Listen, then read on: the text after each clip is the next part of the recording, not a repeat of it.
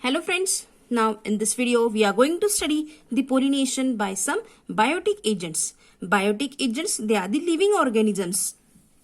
It includes all the living agents. About 80% of the plants require the biotic agents, and the biotic agents such as insects, birds, bats, snails, they transfer the pollen grain from one flower to the another. This also sustains the ecosystem and produce natural resources by helping plants to reproduce. In that, first let us discuss the pollination by insects. If it is the pollination by insects, it is just called as entomophily. And now in this entomophily, the plants such as rose, jasmine and sistrum. For the pollination by insects, the plant has adapted itself. So let us study the adaptation in entomophilous flowers. Now it's natural that these insects, they are attracted towards the colorful bright flowers. So in this case, the flowers are large, showy and often having the bright color. Also, the flowers produce sweet odor or smell and they have nectar glands.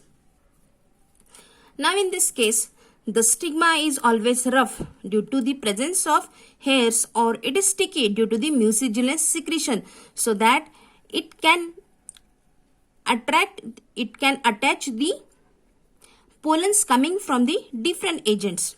And the pollen grains are spiny and surrounded by a yellow sticky substance called pollenin kit.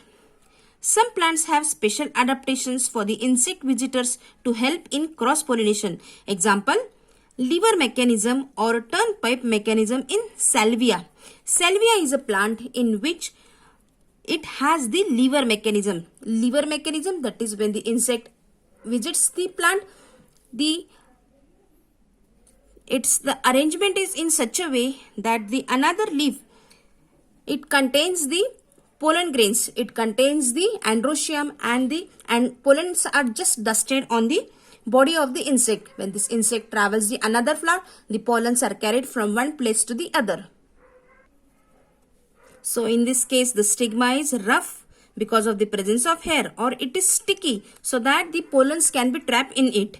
And the pollens are always spiny and they contain the yellow sticky substance so that they can be attached to the body of the insects.